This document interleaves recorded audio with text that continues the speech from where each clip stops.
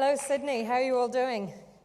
I hope you enjoyed your lunch. I've been busy out the back, being a little bit nervous. Thank you all for joining this session. Wow, it's a full house. My name's Angela Farrelly, and I am the Strategy Manager for Talent Acquisition at Air New Zealand. And I've been asked to talk to you today about our journey of change. And it's something that we've actually been on twice in the space of the last 2.5 years. So thank you all for joining in the story, and I'll take you through some of the things that we learned and some of our insights.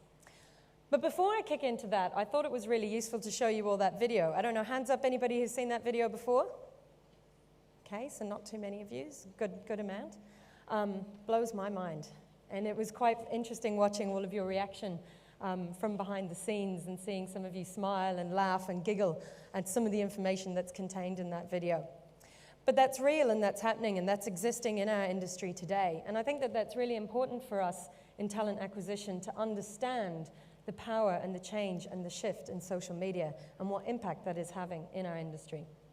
And all of this is important because I thought I'd dial it back and set the context of why proactive sourcing is so important. Up here on the screen, you'll see a bar graph. And what that is the age population. And apologies that it is the United States. I did try hard to find New Zealand and Australian content. The purple lines that you see represent baby boomers. Now, this generation is set to start exiting the workforce in 2015. And so why is that important? What does any of that mean? Well, if you look to the generation directly to the right of that, in the blue, you'll notice that it's about half the size. So 20 years ago, McKinsey coined the term the war for talent. And this is exactly what they're talking about. So come next year, as the baby boomers within our markets set to exit the workforce, we are left with a population half the size by which we are needing to source talent from. So how are you going to differentiate yourself in that market space? And this is a question that we all need to ask ourselves, not just from a talent perspective, but also from sales, marketing. You know, if you think of all of the industries that are out there that are heavily reliant on baby boomers, how will they survive? What will they do in terms of competing for that market? And gone are the days of agency. I too have been in an agency background. Please don't shoot me. 2 years ago, I was working in an executive search firm. But no longer do they hold the talent gold. No longer does the little black book exist. We've been given the keys to a digital kingdom. And what are we going to do with them? Because our world is changing.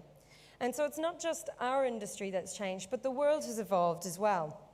We've got the global financial crisis, which created a false sense of a talent pool for us. It wasn't actually a true talent pool. And new technologies are moving so fast that our landscape is dramatically changing and the market changes with it. And as we just saw, social media is living. It's a growing organism, and we need to operate in the ecosystems that our talent operates in. And this changes on a daily basis.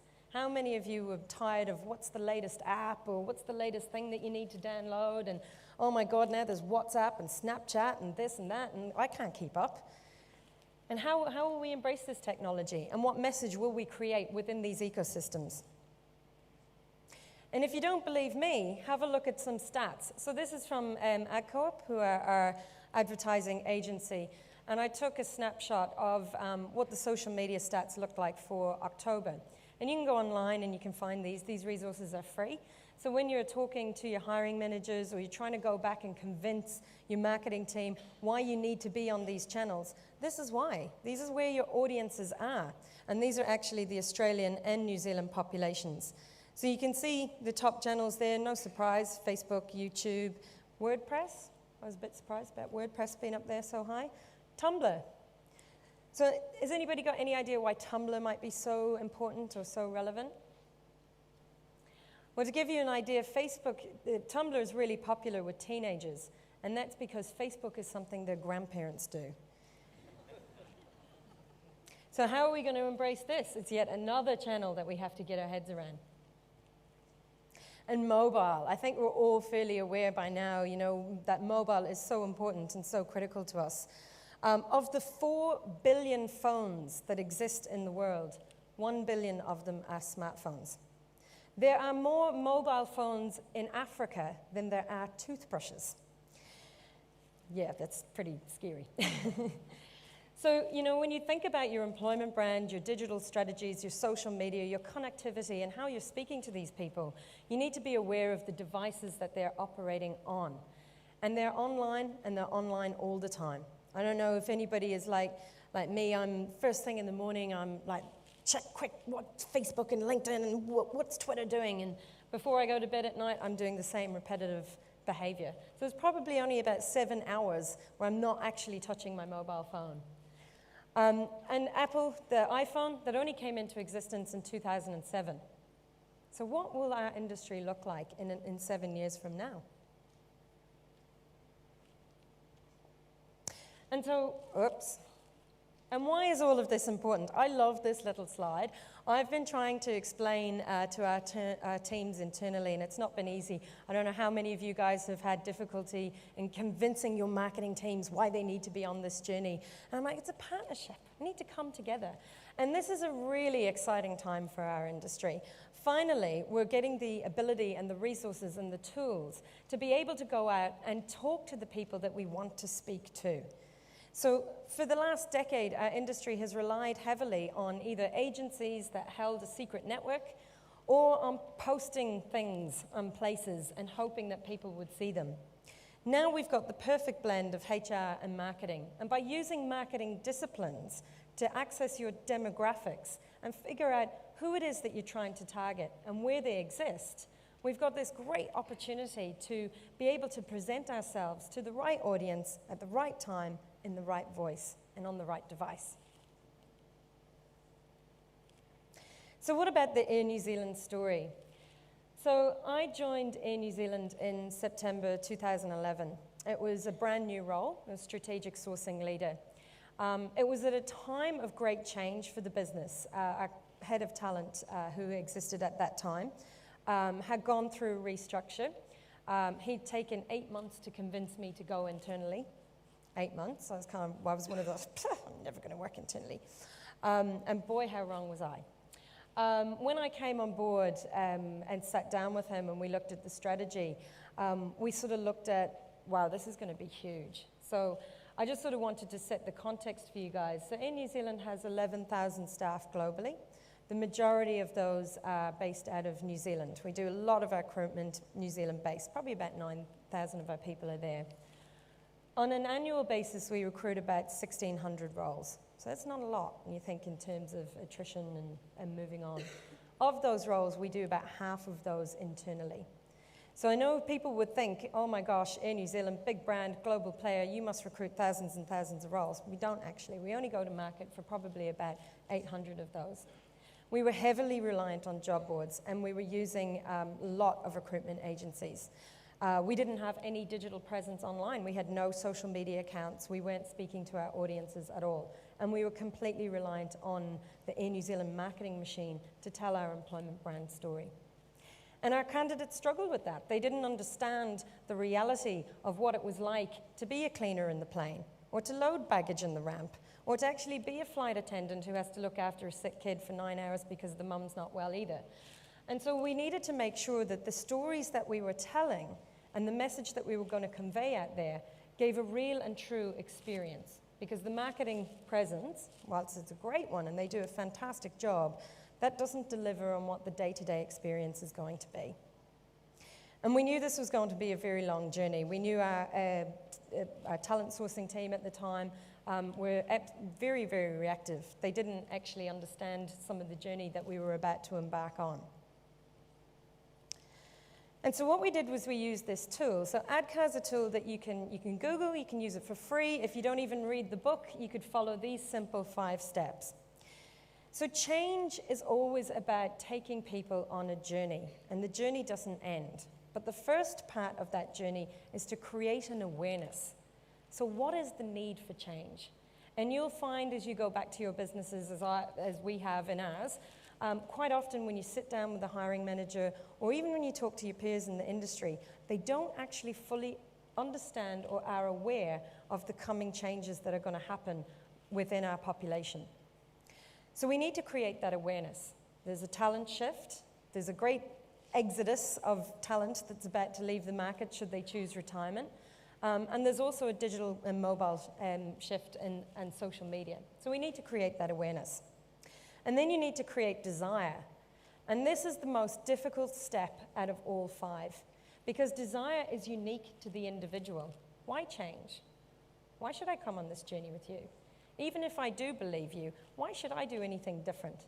Because doing something different takes a lot of hard work.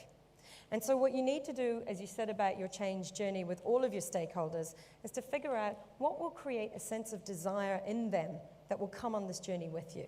Why would they want to do this? Because if they don't have the desire, they won't support the change.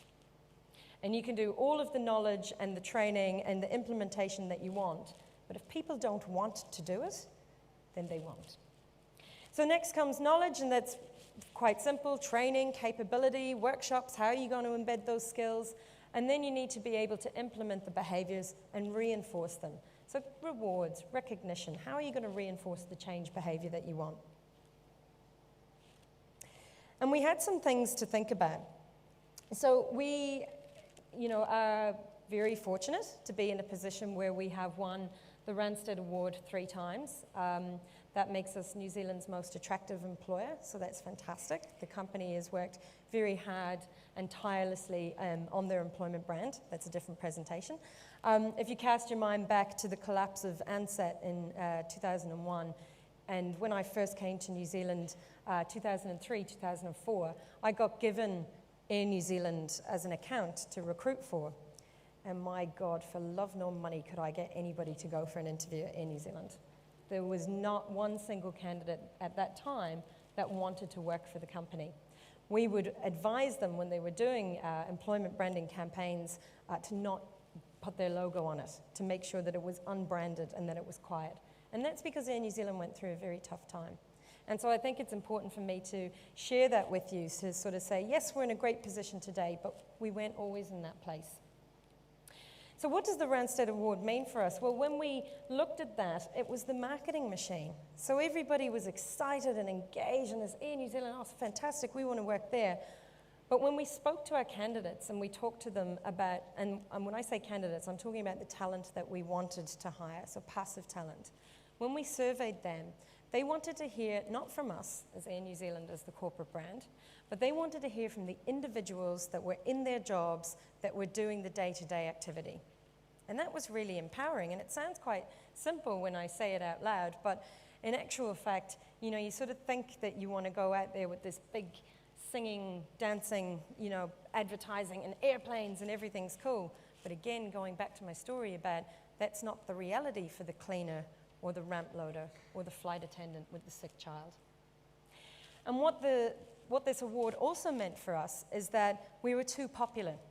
So when we looked at the applications for our 800-odd roles that we went externally for, our team were dealing with over 60,000 applications for those roles. And every single one of those is an Air New Zealand customer. We are declining 98% of the candidates that applied to us, and therefore giving every single one of those a bad experience. So we kind of had a bit of a wake-up moment. It was like, holy hell, what are we doing? When we had candidates that would complain, I don't know if you guys have this in Australia, but in New Zealand, they're so passionate about Air New Zealand. They don't just complain to the head of talent. No, they email the CEO. And he tells us what they've said.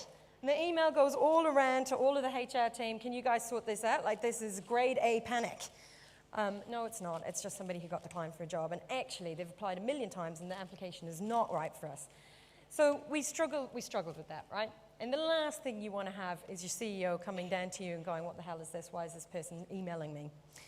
So we needed to look at what we were doing. We needed to engage proactive strategy. We needed to have the right voice to the right person in the right market at the right time. And we needed to engage our team on this journey as well. So this was our original change strategy. So this is back, as I said, September 2011. We had 4 capabilities for change. People, so we needed to make sure our talent sourcing team and also our hiring managers understood what it was that we were trying to do. We needed to create awareness and desire in that market. Candidate experience. We needed to stop declining 98% of people. It's not rocket science. Talent pipelines. If we had the right talent pipelines built in place, why were we even going out and advertising roles? Why did we need to go back out into the market if we've got all of these people engaged in us? And the technology to support all of that. So as the industry shifts and change, how are we going to keep up, and how are we going to embrace technology to support? And I don't know how many times I must have said this at our leadership team meetings. To step change people's capability, we have to do something different. So we created the awareness, we created the desire, and we gave them the knowledge. But we let them carry on doing whatever they were doing. We didn't actually change the pattern of the workflow. And I think that that's really important, because your teams will not understand what the change looks like. They won't know what is it that you're asking them to do differently. They won't understand that. So you need to be able to map it out. But you actually have to physically do something that you haven't done before. And that's the hardest bit to get into people's minds. So what was one of the things that we looked at? Well, we didn't have very much budget. And so I know our marketing team, tons of budget. HR, not so much. So what we had to do was go, where are we going to rob from Peter to pay from Paul? And so we looked at the behavior that we wanted to change. Stop advertising on job boards. So we turned them off. Boom, gone. No more job boards. Now, before I get shot, yes, we do use job boards. We use them occasionally in the right market if that's where we need to be. But when we initiated this step change back in 2011, we actually forced our team to ask permission to advertise on Seek and Trade Me. Hopefully none of those people are in the room. I was about to be killed. So we actually stopped them from doing that, because that was the step change. And we took all of that money that was being spent on job boards and we channeled it into using LinkedIn. And we purchased LinkedIn licenses and careers pages, and we did all of that. So without using any more money, we just found a smarter way to be able to drive the proactive behavior. And this forced our team to think differently. So then when they went out to visit with a hiring manager, they had to think about how they were going to articulate what it was that they were doing differently. How are they going to engage hiring managers to tap into their networks? And how are we going to do all of this without using job boards? And we'd reason to do it. So I've stolen these stats from my friends at LinkedIn. The best candidate or the best applicant. So if you're only using job boards, you're only tapping into the 21% that are actively looking for a job. Anyone can find candidates, but who can find talent? And so this was the question that we started to pose to our teams. How are you going to engage? How are you going to find out where that passive market is? And how are you going to approach them?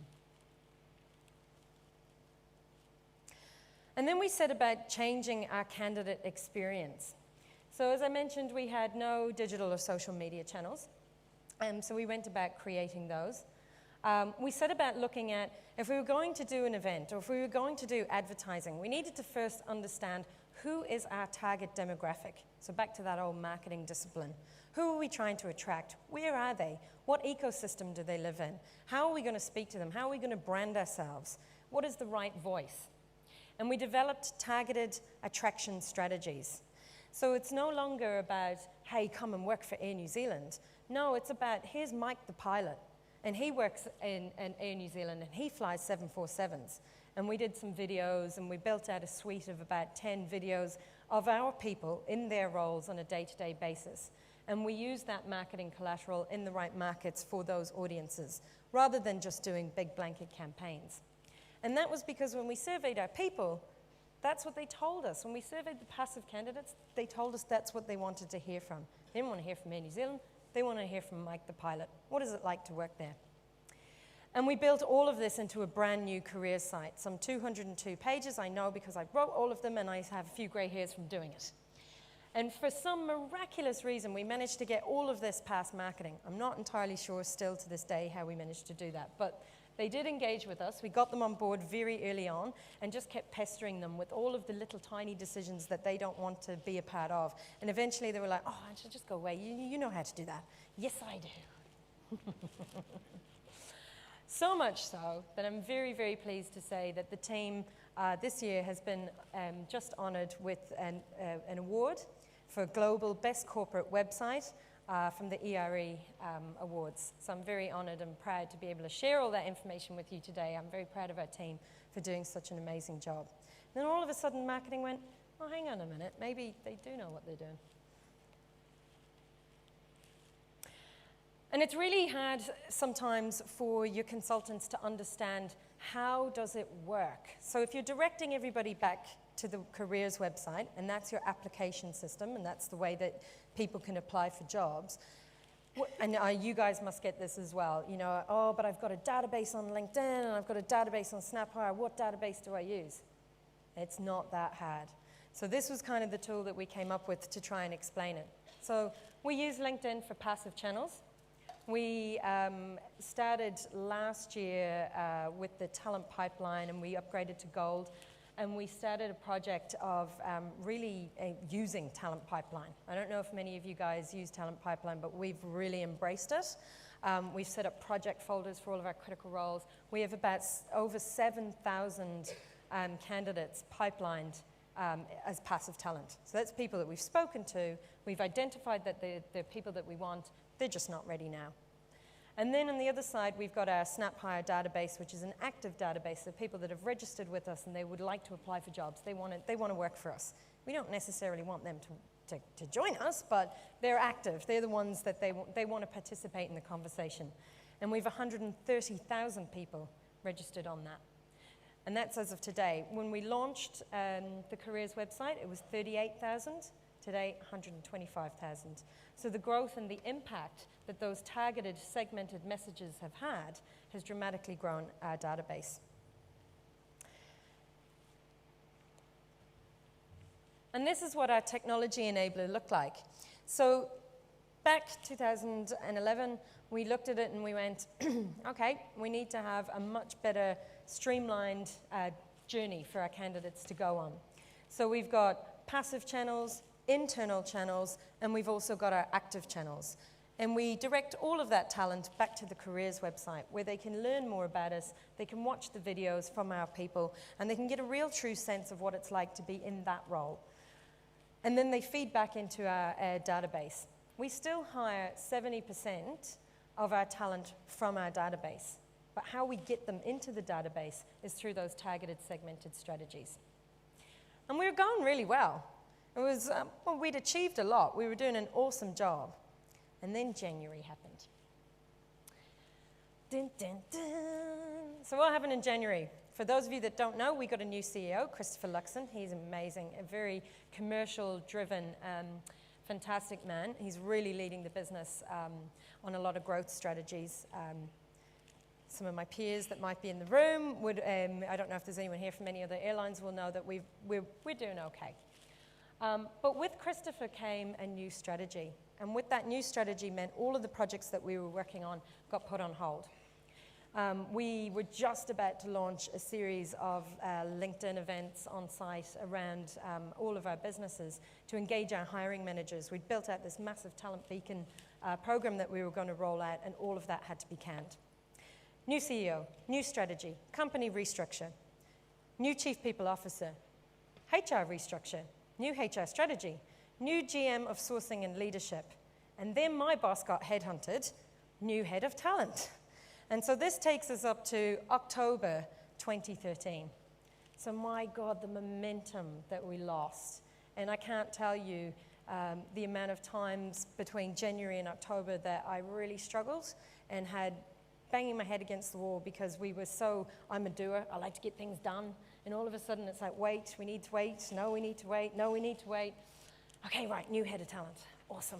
We're gonna do some stuff. No, we're not, we're gonna evolutionize the strategy and we're gonna create a new talent leadership team. So this is what the role looked like, this is what our team looked like prior to that.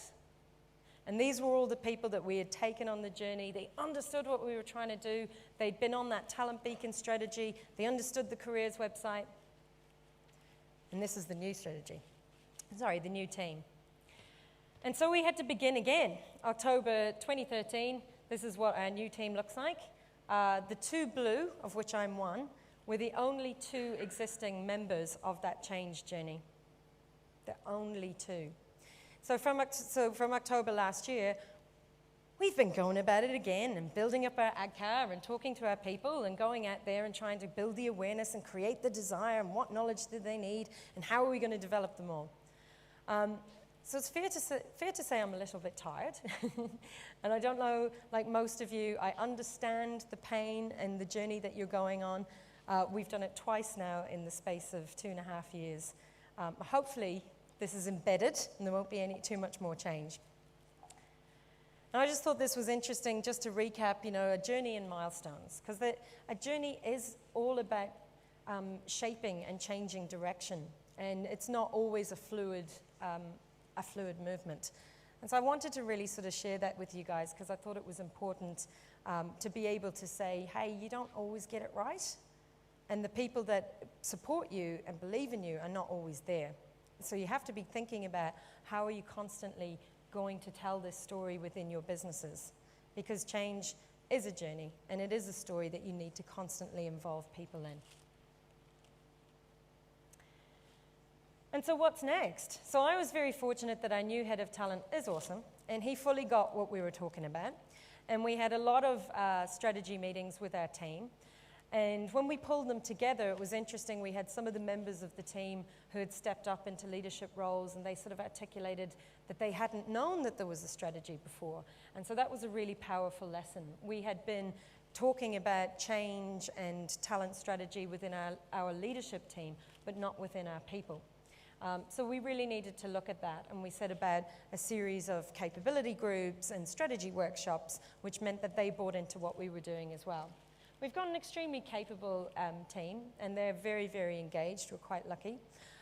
This talent acquisition model sort of fits around 7 key principles.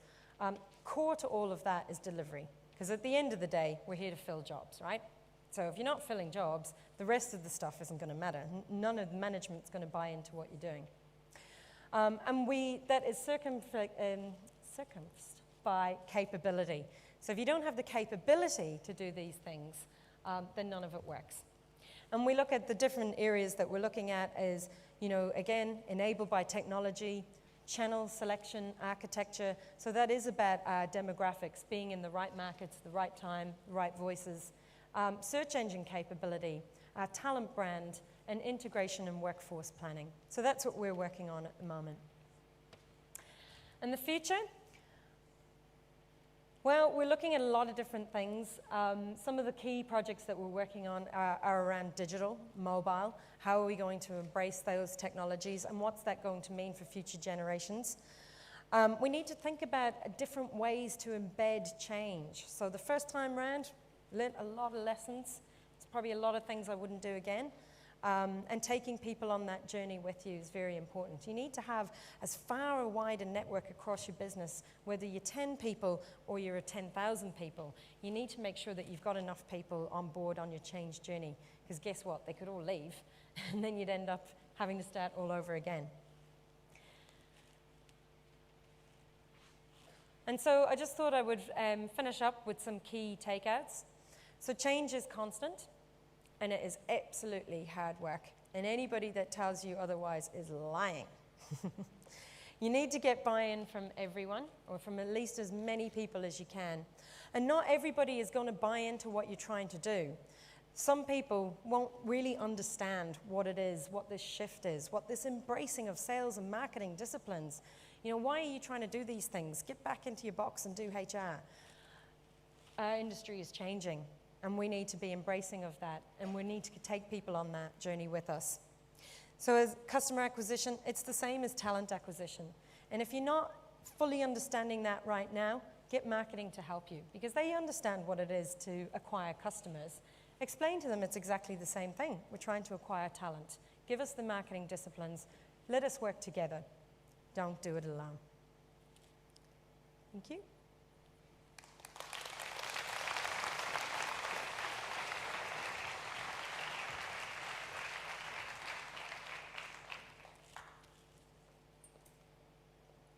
Where do you want me to go?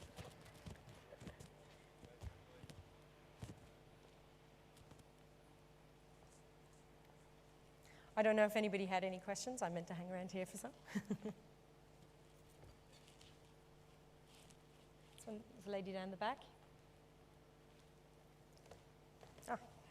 Hi. I just wanted to know how you managed to get buy-in from people that weren't like-minded, how you sold them on your strategy, how you made them follow you on that journey. Yeah, it depended on who we were speaking to. When it was with the team, it was sometimes as simple as getting in there and showing them how to use the tools, how to embrace the technology, how to use that. In terms of the wider business, when we were sort of looking at, like, say, the marketing teams and those sorts of organizations, I actually studied digital marketing, and I'm a chartered marketer. So it was about being able to speak in their language. Sometimes that worked really well, sometimes it didn't. So we had Chatham House rules. We had a massive issue with a social media manager, really just didn't buy into what we were trying to do at all. There was no place for talent on social media. It was all about marketing and brand and sales. So that was a very tough conversation. We ended up having to get everybody together in a room with case studies, examples of best practice, and be able to take them through the journey of why we were trying to do this and why we needed to do it. We ended up doing a pretty good job, so we got to manage the company page. So that was something that, yep. I take it that's not something you've been able to do, yeah.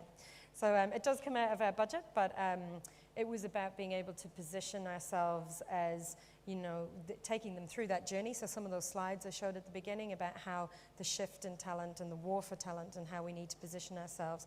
And also it's quite useful when you get some metrics from workforce planning. So we had some really great stats around at the time that were about how our aging population within our own workforce, the average age of some of our workforce, particularly in our crew populations, around about 44. So, and in the pilot space, we have got a big issue in terms of aging pilots. So when we sort of started to talk to them and highlight that actually we need to engage audiences now, and this is the channel to do so, they started to buy into it a bit more. But it is about speaking in their language.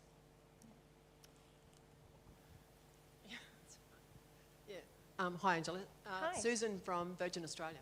Hi. Hello.